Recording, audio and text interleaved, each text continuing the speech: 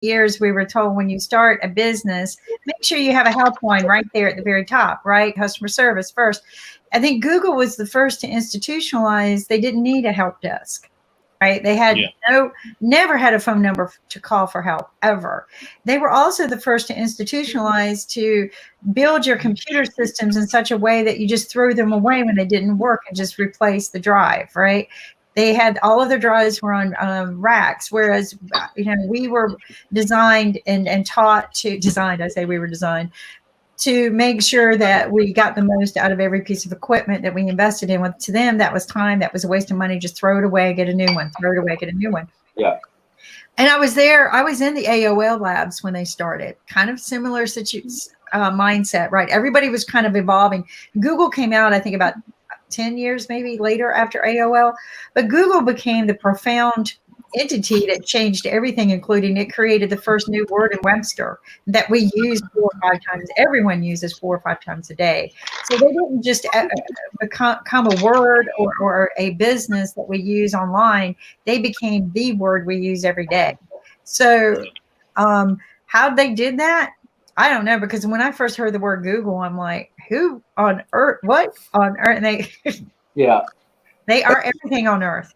Xerox was the same story. Yeah. We talk about Xerox. That's now in our lexicon when we just mean copy. Right. And that became another word in there. So, but guess what? It's time out for Dr. Saggu. Yeah. So, welcome, Dr. Saggu. And good evening, Dr. Saggu. Dr. Saggu. And we'll be discussing about, so what's the topic of discussion, sir, today? Yeah, thank you so much for receiving me, Ankit, Kim, Jim, and Rakeshji, and my another friend here. Brian. So, that's Brian. He's a new member of the IBM family. Okay. Hi, Hi. Hi, how are you? Good. Nice to meet you. Yeah. So maybe we can add some things on the same topic which we were discussing earlier, the obesity. And last time we discussed that how we can control the obesity, and I think we should start all the efforts for the prevention of the obesity. It should be started early before the birth also. Oops. So whenever the couple is going to plan for the conception, for the pregnancy, I think if both of them, mother or father, the future would be mother and father, can take care of some things, I think we can prevent the obesity. At least both of them, they should not be obese. If they are obese, then they should lose some weight. Yes, sir. Go ahead.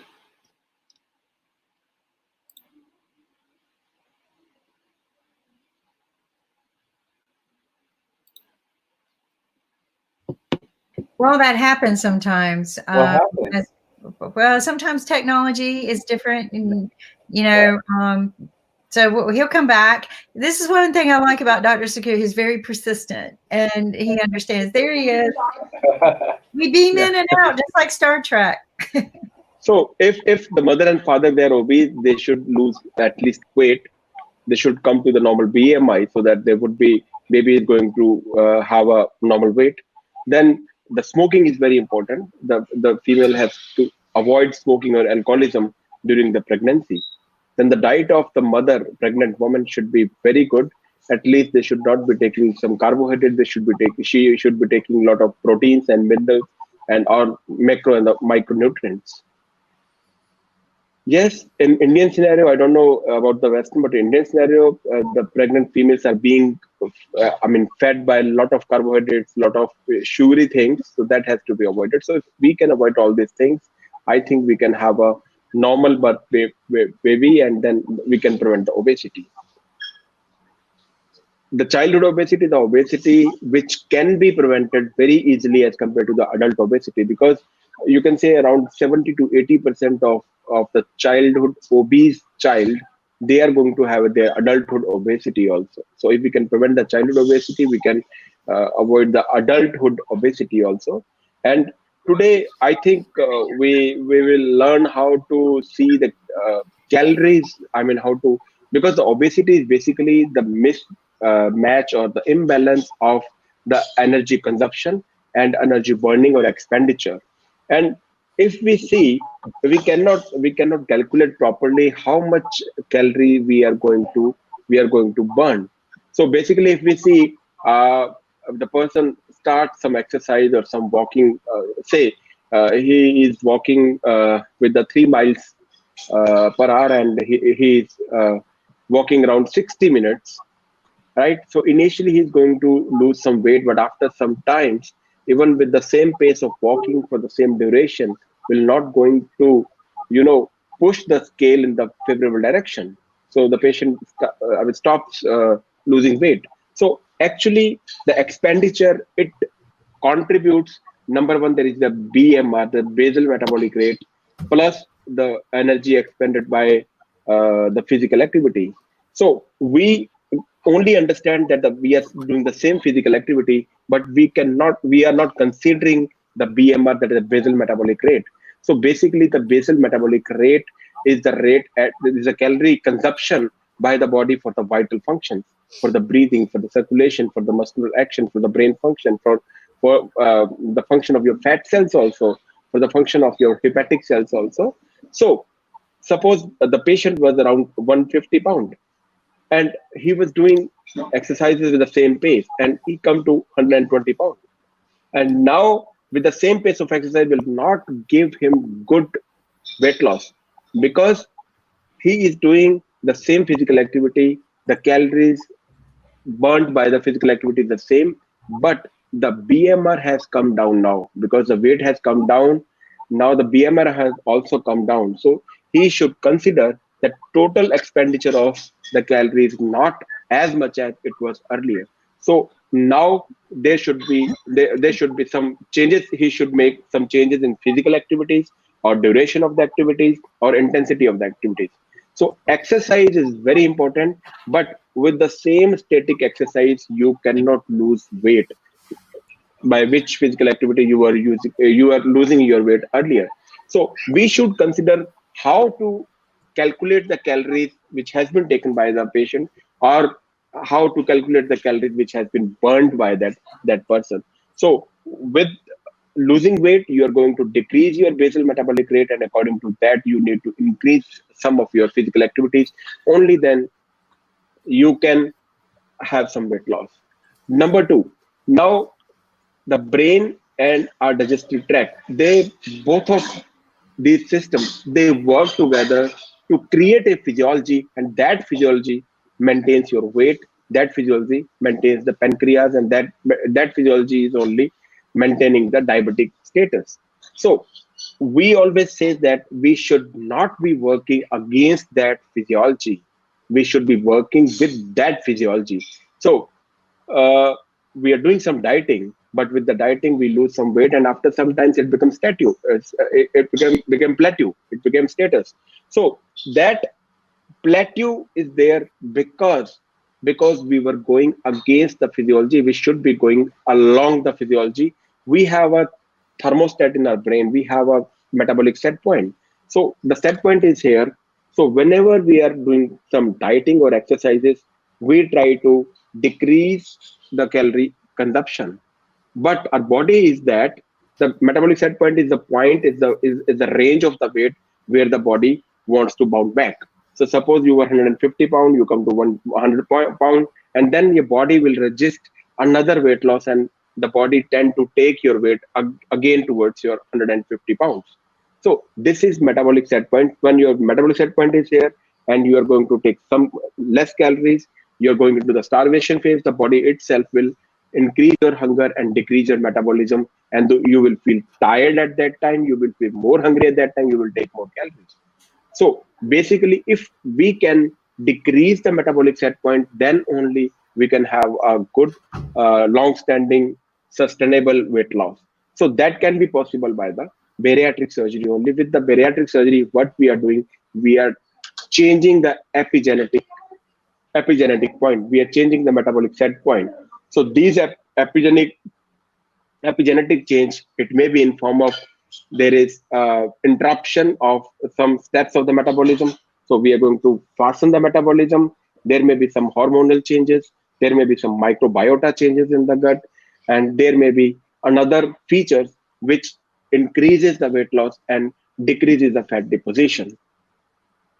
So we talked about the exercises, and here I would like to tell you there are basically three types of the exercise which we comment upon.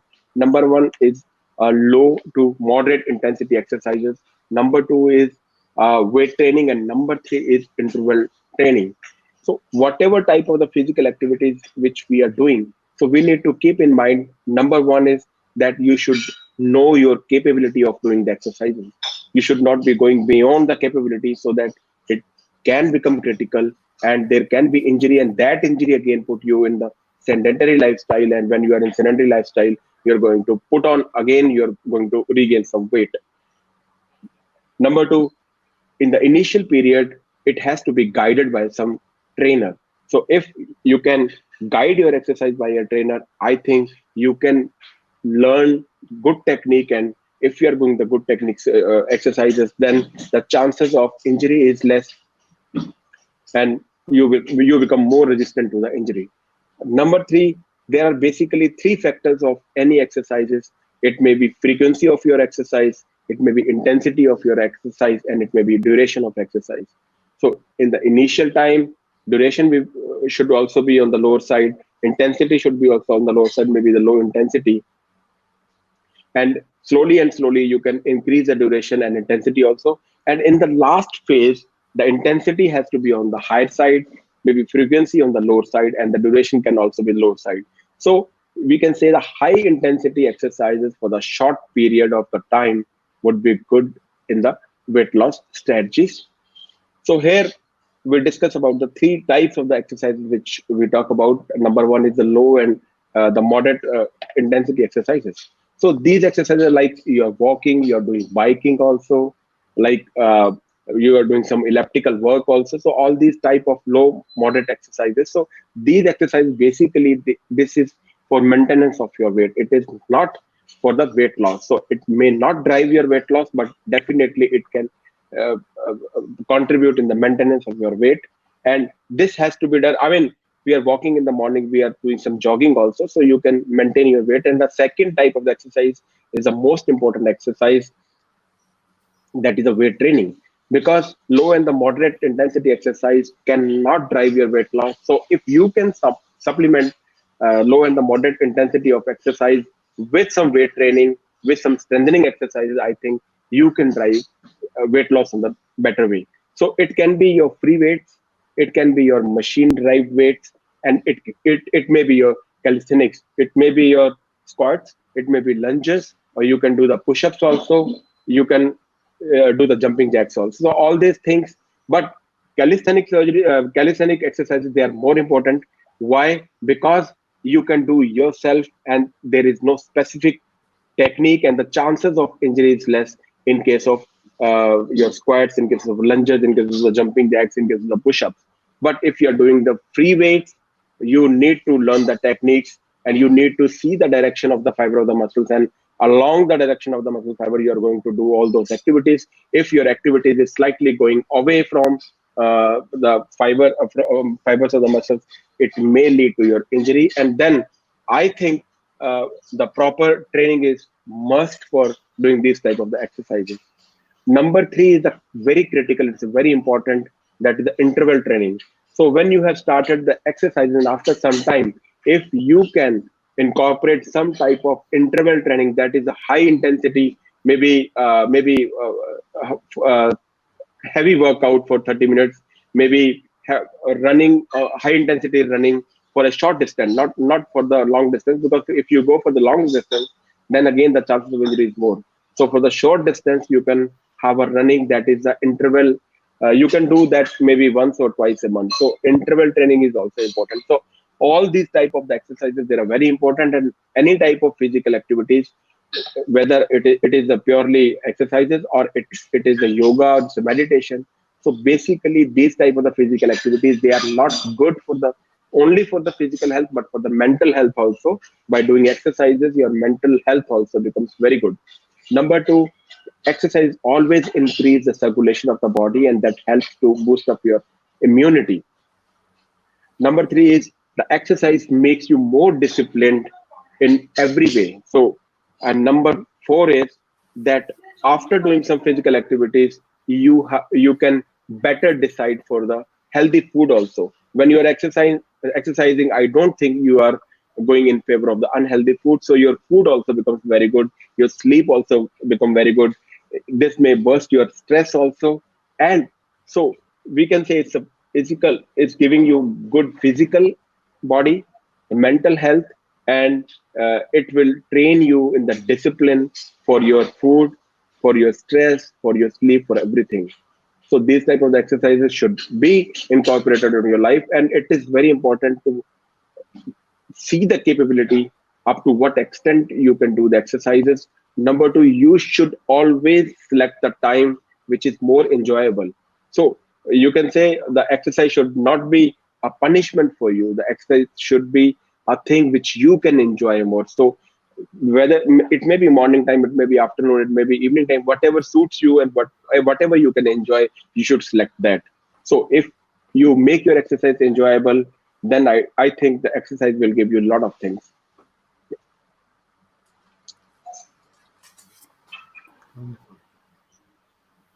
That's a wonderful conversation, sir.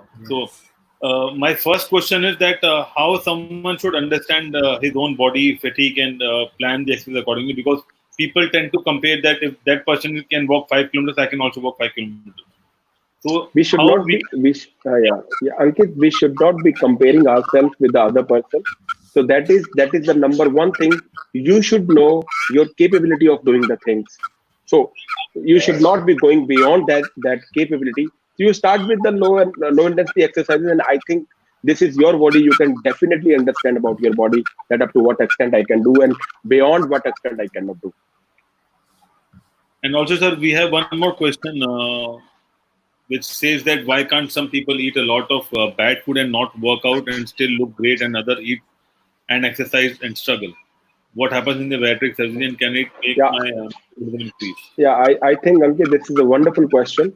So this happens with me also. A lot of patients, they are coming that that person can eat so much, and even then he is not going to put up the weight. And I'm eating. I'm taking the breath also, and with the air I am putting up the weight. So this is so true, because I told you earlier that there is a workout with the brain and the gut. So they actually work together to make a physiology. And we talk about the physiology, and that physiology is metabolism. So if your metabolism is strong, you can digest high calories also. But if your metabolism is slow, you're not taking care of your metabolism, then I think if you take a small amount of the calorie, that is going to deposit in form of the fat. So that is why it is very important to keep your immunity on the higher side. You keep your metabolism on the higher side. No, I think that's very important for preventive moving forward, and also just taking a look at and reassessing your own health today. I don't think it's ever too late to take a look at our health and make these changes. And I appreciate you sharing this with us. I feel like that person too. Why is it some people don't have to do all the workout? That's so not fair. Because I literally, ever since I was a child, I was the one who had to work out all the time. It didn't even matter what I ate or didn't eat. We felt like we were lucky to have food on the table. But if I wasn't out doing something, exercising, moving, constantly going, I put on weight. So that was nice, to hear that, but the thing is I think we all just have to know our own bodies, right? Yeah, it's on body. Maybe some genetic factor is also driving. On the back end, that some of people, they are having the good metabolism, some have the bad metabolism. So that is why we are running daily. We are doing exercise daily, so that with the physical activities you can boost up or you can fasten your metabolism. So if the metabolism on the higher side, then definitely you are not going to deposit fat. And so also, what I believe is that we need to push our body somewhere down the line so that we can try to do some more physical activities, and that also increase your immunity and metabolism. That's what I think. So I'm not sure, But on the other way around, that during a lifestyle, a basic thing, if you are climbing 4 floors, so I prefer to go by stairs, not using a lift. So So that is I do for my own basically. That is these what are some good practice. Yeah, these are some good practices. We earlier also we discussed about that. That you should park your car away from your office. You should always take stairs instead of the escalator. You should always be taking warm water. Warm water is also going to increase your metabolism. You should also be taking food that has slow absorbable carbohydrate. It should not be fast absorbable carbohydrate. The glycemic index should also be on the lower side. It should not be on the higher side. And if you can control your hunger, you can fill your stomach with some salads or some veggies and some fruits before taking food. So that is also good practices, and that will give you less calories, and that will give you the early satiety. So early satiety is also very good. So if you, yeah, I just had it. I just had it. Yeah. So every day I'm adding a new fruit to my bowl. Every day, you've seen me eating blueberries, but I want to inspire. So while we're talking, I want to inspire these things too, people. It's this easy, right? Cut it up, have it where you can just get a bowl full, right? And Kim, you won't believe, I was just about to say one thing which I always say with Dr. Saggu on our show. Why can't we have a food health clinic cafe where people can come and have healthy food, and we'll talk about good food and about the obesity, what to consume and what not to consume, because people are not aware about it. And I think this would be a good business idea as well, that if we can set up a healthy food clinic around the world with doctors helping us to choose the best food, and also they're diagnosing us in the clinic. So I mean, that is why we always say that we should be eating mindfully. We should be eating mindfully. We should see the food also, and we should eat the food also. We should enjoy the food also. So can you tell me, Ankit, which food is there with the least calorie? Do you know any drink which has a 0 calorie? Water. No drink. Water. Water. So if you can fill your stomach with the water, nothing like that. If you are hungry, then take water. You can have 2-3 glasses of the water. Everything is okay. You are going to distend your stomach. You are going to decrease your hunger. You are increase your satiety. So if we categorize some foods, we can say there is a 0 category. We can say not 0. We can say 1, unit 1. Then there is a unit 20. Then unit 50. Then unit 100. Then unit 500, and then unit 1000. So if you see the watermelon with the Kim is taking, so if we take 100 grams of the watermelon, so there would be 90% water. There's a 90% water. Only 10 grams is the carbohydrate. So 1 gram of the carbohydrate, it gives around 4 calories. So total, if she eat 100 grams of the watermelon, she's going to have only, you can say, around 20 or 22 calories. So all the veggies, they are coming in the category of 20 units. When we go to the fruits, other fruits like vegetables also. If you take cucumber is also having 90% water. So only 10% is there, other things, and out of that only 5 grams is carbohydrate. So only 20 calories. So your vegetable is having only 20 calories, right? Your water is having only 0 to 1 calorie. Now fruits, if you take apple, so apple has only 70 to 75% water, right? So rest of the apple, if the apple has 15 grams of the carbohydrate, it is having calories of around 50 calories. So all the fruits except the watermelon comes in the category of 50 calories. So 100 grams of the fruit will give you the 50 calories. 100 grams of the vegetables and the cucumber and all these things, they will give you 20 calories. And if you go to the bread, if your bread is around, you can say one bread is around 25 grams. So bread is having 10% water and 90% of carbohydrates. So your 2 breads, they are equal to 100 calories. 2 pieces of bread, they are come under the category of 100 calories. One chapati, it is also having 90% of carbohydrate. So one chapati is coming under the category of 100 calories. So it is 100 calories. So all the grains, all the cereals, even the one ball of dal is also coming under the category of 100 units, right? 100 calories. All the vegetables, 50 calories. Now, there are some foods which are coming under the category of 500 or 1000 calorie also. Wow. If you take dessert, your 50 gram of gulab jamun you say, or any dessert you say, Yeah. what it is having? It is having sugar.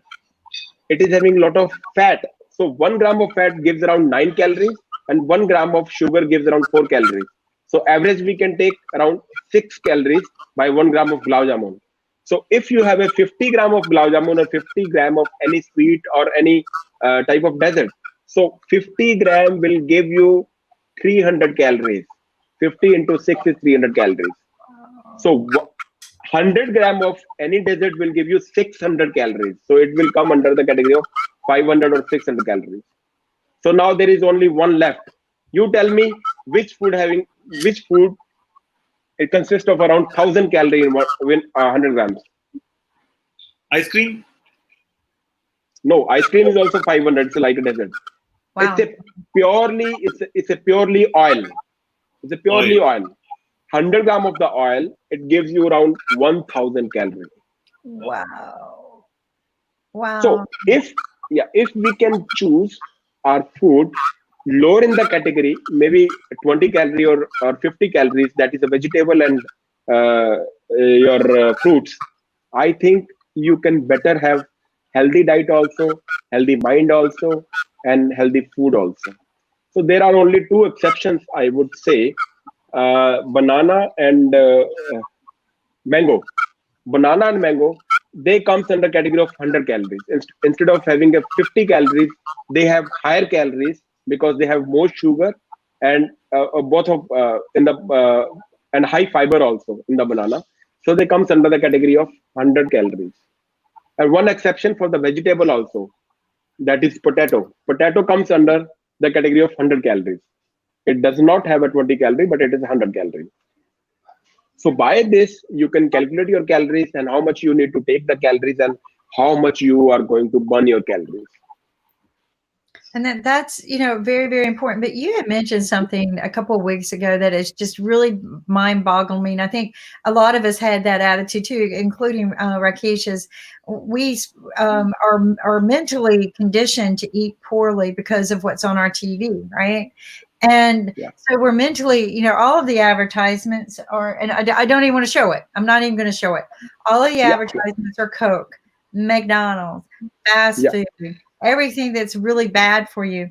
So why not if we do advertisements of good food for you, right? Maybe Ankit and I can find somebody who will do this.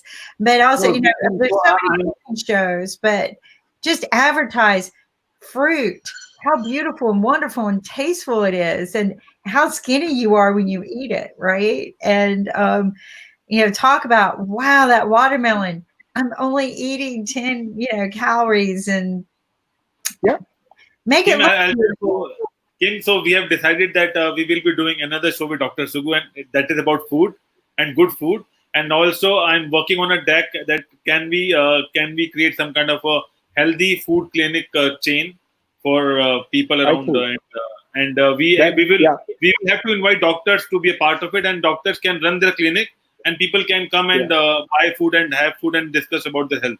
I think that would be a great idea. That would be it would be the biggest contribution to the society. Right? I mean, because how much better do you think people would go out and buy a bowl of blueberries if they saw somebody sitting there just eating blueberries and they look wonderful? Yeah. Right? All type of berries you can have: strawberry, blueberry, blackberry. Everything is good. Right. Or we have good healthy options, but I mean, the obesity is a man-made. It's a man-made. It is. Because you are being driven by all these companies. So we are not taking care of our health. These big companies, through their advertisement, they are taking care of our health, and on the negative way. And if we could just get it advertised, but also make the better and healthier foods more cost effective. And that's another problem that I have And I want to start a program, not just on the food that we're talking about, but I want people to learn how to grow their own food. A lot of people, even if you have a small apartment, you can grow a little bit of your own food. You can grow your own tomatoes and a few things that are healthy. Tomatoes aren't supposed to be healthy for you, but they're healthier than some of the other foods. But we can learn how to become a community grower and provide that food in the community. So I have one more question, that if we replace sugar with maple syrup or with honey, would that work, or I mean it's still the same with calories? The maple syrup is having a simple carbohydrate, and that is very dangerous for us. Any additive sugar is not good for us. Yes, if we can have natural honey, that is good. But if we are getting some industrialized honey, some ultra processed honey, that is also not good, because they are going to put some sweeteners over there. So if the sweeteners are there, those sweeteners, they are artificial sugars, and they are simple sugars. Basically, I'll tell you the principle of the simple sugar. If you're taking the simple sugar that has been ultra processed, we can say. So like chocolate, if we can have a chocolate, one candy, right? So we are having heavy sugars, like 5 grams of biscuit. How many calories it will take? Around 50 calories in a small biscuit, small cookie, 40 to 50. That's too much. So when we take high sugars, so these sugars are being absorbed very fast. So immediately you eat it, immediately it will go to your blood. It will increase the level of the sugar in the blood. And when there is an increased level of the sugar in the blood, it will increase the insulin secretion from your pancreas.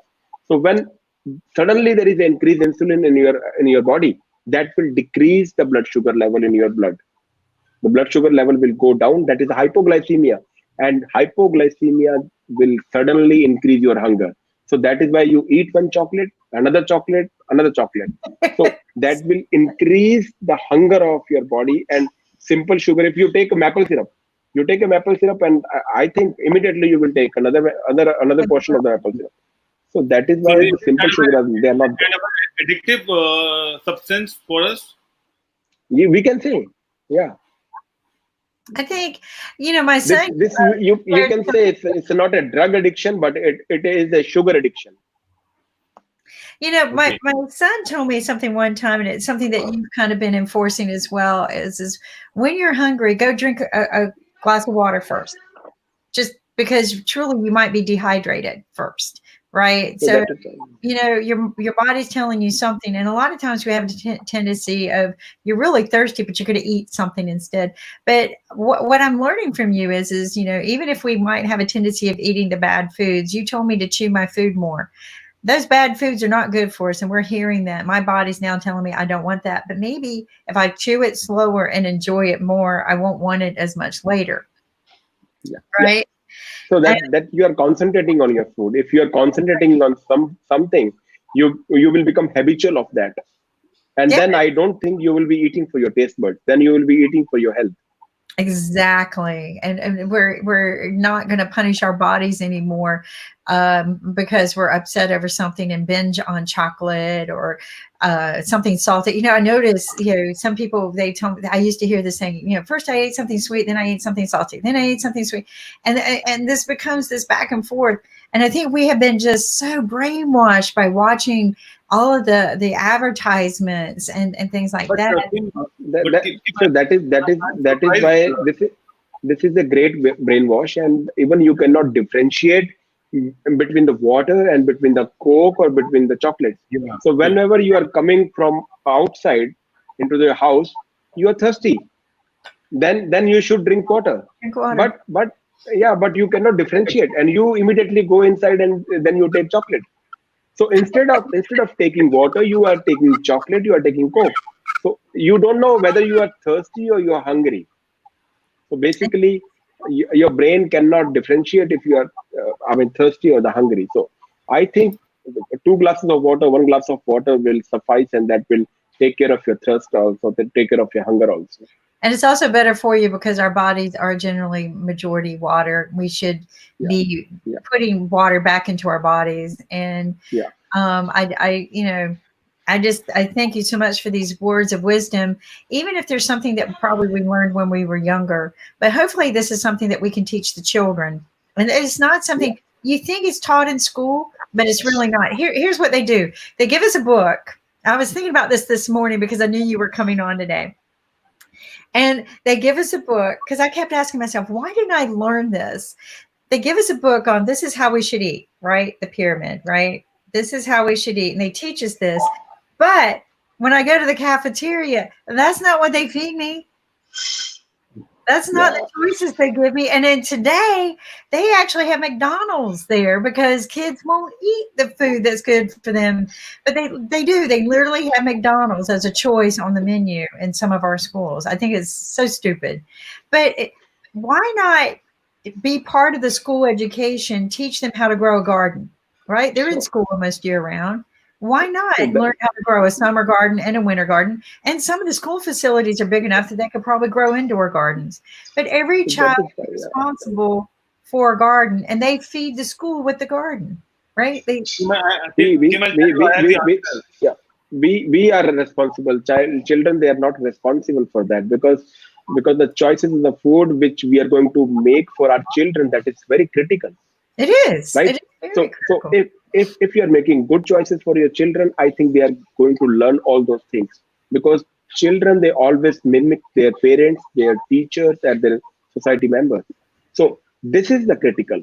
When we can give good choices, and they will learn the same things, and they will take the same message in their life. And I think to their peers also, they are going to give the same type of the message. So it is very critical to have a good, healthy choices for the children.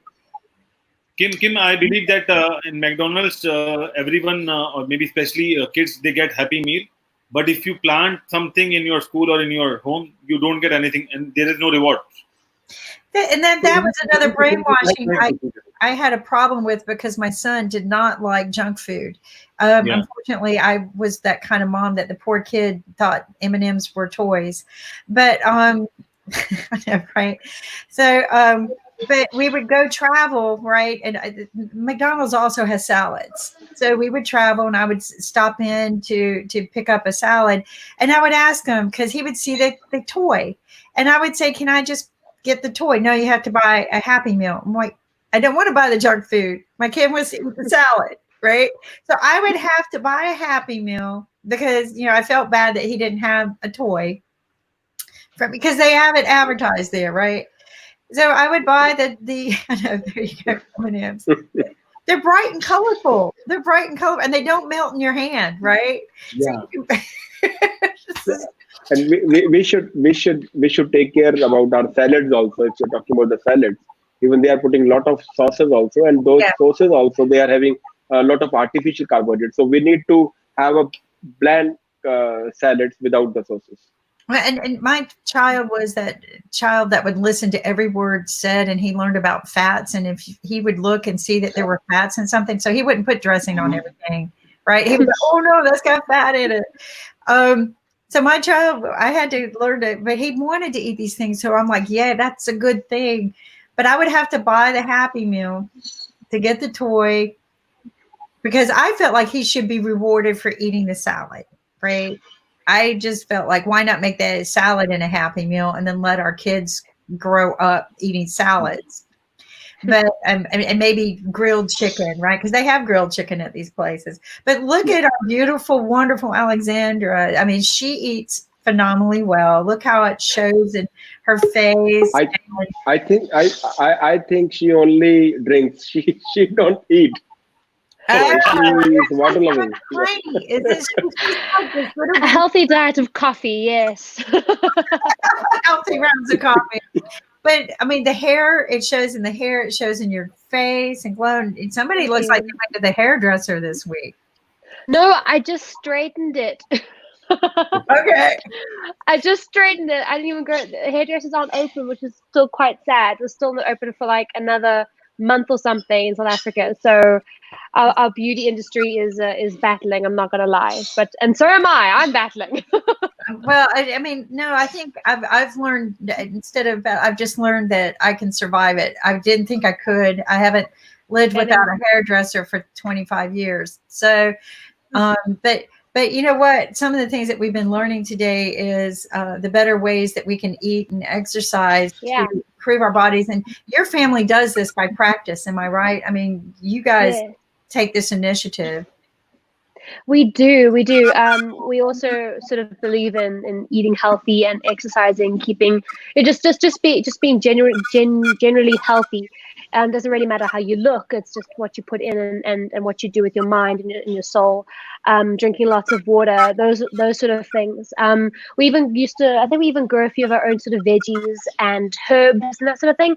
And it's amazing how a homegrown product actually is so different to what you buy in the store, and it's so much more vibrant, which is amazing. Like we grew peppers or chilies, and with a store-bought chili, you can use the whole thing and it's fine. But for ours, you literally only use a tiny bit because it's just naturally grown. It's incredible. It's incredible what you can do at home. It is, and that, you know, one of the things too that we were talking about, and you know, I'm glad Dr. Saggu is here. Is we were talking about just, you know, building some programming that teaches us more. This is Ankit's idea, more on the foods that we eat, kind of make it look the healthier foods in a cafeteria style. But did you learn how to eat right in school? You know what? I had a wonderful and weird childhood because when I was in grade 5, we moved to a homeschooling learning center environment. So we were studying with the syllabus Cambridge, and we were mainly in a homeschooling environment on a big property with a few extra. I had like 5 kids in my class. It was that sort of environment, Wow.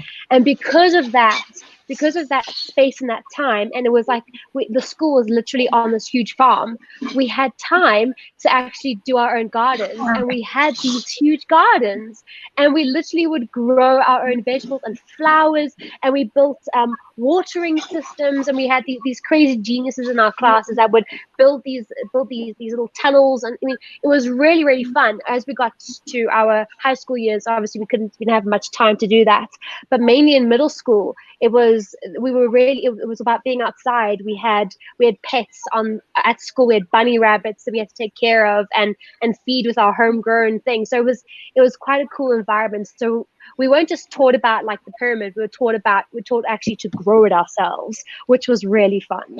I think every school should be like that. What about you, Dr. Saggu? Do you think that we should start teaching this as an example in the schools? Because I don't think we do right now, but I think we need to start. This is where we. Yes. Go ahead. Yeah, I think we should do all these things, and we are doing all these things in India also. We are doing some childhood obesity awareness, and we are sending some questionnaires to the schools, and from there we are getting all the answers, and we are getting the health check for the children, and we are asking some questions about their family also. And I think in Mumbai we did for the 9,000 children, and we got that around 22% of all those children, they were obese. So obesity, the prevalence of obesity, we got it from that. Among that 9,000 children, it was around 22%. So you know, the Indian prevalence is around 18.2%, and we got 22% out of 9,000 children. Wow. Yeah, that's a lot. Dr. Saggu, I have one more question to ask. Is that how important is pesticides? Because you know that while growing the fruits and vegetables and doing agriculture, people use a lot of insecticides and pesticides. Would that also cause some kind of a problem the way we grow the food, and would that food be good for health? Yes, there are 2 or 3 steps where you can say some additives can be put in the vegetables and the fruits. One is that we are putting some pesticides, and they can be carcinogenic. They can have an ill effect on our health. They can lead to some sort of cancers also. And second, after preparation of something like fruits or something, they are putting some injection to ripen the fruits and all. So that is the second step which they are doing knowingly. So that is also dangerous. And then after making some spices also, they are adding some super additive things also. That is adulteration of your food. So these are the 3 steps where they are going to spoil the food. So I think we should be making everybody aware of all these things, all three things, and they should be stopped. And if possible, then we should always encourage them for the organic cultivation. But sir, I'll tell you, I had a word with some pesticides companies, and they said that if you use it with minimum quantity, that is only for to kill the bad insects, because there are a lot of good insects as well, which helps you grow a good food or maybe helps in farming. But to kill those bad insects, they use small amount of pesticides. But as you know, I mean, if I am producing something, I will say you have to use 1 ml. The farmer will end up using 10 ml, and that causes the problem. So, Ankit, this is the human nature. This is the human nature. So there is a specific, even you see, there is a specific MIC value, that is the minimal concentration of any drug in the blood. For your drugs also, if you have a headache, you will take one crocin. If you will not be relieved within 1 hour, you will take another paracetamol. This is the human nature. The same things the farmers they are doing. They are spraying some insecticide, and you say, if some insects are there, they give the second round also. They give third round also. So this is the human nature. They are giving some extra. They are spraying some extra amount of concentration, or extra amount of doses to that, and that doses they are very dangerous. Yeah, I think we need to take care of that part as well in our further talk, maybe whenever we can have it. But I think sir, that was a useful session. And we talk about food, and I think we also have to start working on a new show, Good Food. I don't know when we can do it, but that would be great if we start doing that. And so I think we will sit and we'll have a meeting. Then definitely we can do all these things. Yeah, there's so much more to learn, and I think we just keep expanding and growing this talk, because I think this is very important. To continue growing this kind of conversation, so that we are being proactive, not reactive. You know, and that's the secret, right? Is to make all of our decisions proactive. I mean, look at me. You know, I'm eating things like this on the set, not like what Nick brings on with a big box of potato chips, right? I'm doing the right, and you smell it, right? And oh my God, this is the right choice. This is the right choice. Yes. I mean, I've given up on my other ones, you know, my chocolate, right? I'm not going to do that. No, don't open this.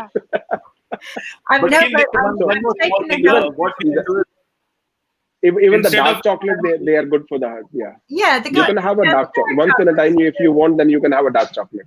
Yeah, I mean, but that's like not all the time, right? Not all the time. What? And I'm eating celery, because celery is high in water, and it's also a good fruit for you, I hope. But I'm looking for the things like you were talking about earlier that are high in water versus the carbs. Yeah. And I'm glad we had this talk today, because that supports that, right? To look for the ones that are higher in water. I think there is one more thing. Now we need to take a fruit break rather than a lunch break, and have a lot of fruits. Because if you don't, it should be named. The break should be named with the name of salad and fruit break. Yeah. I think when we start doing that, it goes to our conscious mind, and then we'll start grabbing those fruits. And don't eat after dark. Yeah. That happened yesterday with Dr. Sareen. That was just an interesting conversation about the liver. That the liver grows healthier if you don't eat after dark. It's a great. Well, actually, I was actually listening. We were actually chatting about this on Sunday for some reason as a family. I don't know why, but it came up because we were looking at doing an afternoon. We love our afternoon lunches after church, sort of 3 o'clock in the afternoon. And we just suddenly thought, where does the word lunch come from, and where does the word breakfast, and where do those words come from? And breakfast is to break the fast, because the longest time that you don't eat between dinner and breakfast is to break the fast. And then lunch came from some French word, and it pretty much just means your meal of the day. So your lunch should technically be the meal of the day, and then to dine should be your afternoon tea, like they have in the UK, your afternoon tea, where it's just something to have at like 5-6 o'clock in the evening, and then you you fast until you break the fast at breakfast, which is actually a really healthy way of looking at your meals. That's wonderful. But we created breakfast and lunch, and we make it brunch, and that is what's happening all around. Brunch. For me, it's breakfast, brunch, lunch, second brunch, dinner, dessert, more desserts, maybe a midnight snack at like 12. You know. And this, I was always eating fast until we had the then binging at night. Then binging at night. Oh. So that's Dr. That is mostly because of Netflix binging. People watch Netflix and then binge a lot of things while watching them. That's the thing. That's the problem with Netflix. Is you want to eat while you watch Netflix. That's because they do a lot of food advertisements. Have y'all really kind of paid attention, to all the advertisements, right? But I made a rule a long time ago not to have the TV on while I eat, and I was glad to hear that Dr. Saggu mentioned this, and actually other doctors have enforced this. Because you get in that habit of when you hear the TV on, you start binging, and so I stopped that a long time ago because that is. I'm just going to curl up and eat my comfort food, right? My ice cream. Yeah. I also find that when I'm bored or when I don't have anything to do, that you just. I think Dr. Saggu needs to leave now. Oh, Dr. Saggu, thank you. Yeah, thank you so much. Jim, Bye. Alexandra, Jim, and Ankit. Thank you so much. Take care. We look forward to have the show See you next Saturday, 8:30 p.m. IST and 11 a.m. EST every Saturday. Talks with Dr. Saggu. Thank you for joining us today. Thank you. Thank you, doctor. Thank you. I learned a lot. Thank you. Wow. I mean, I always learn a lot.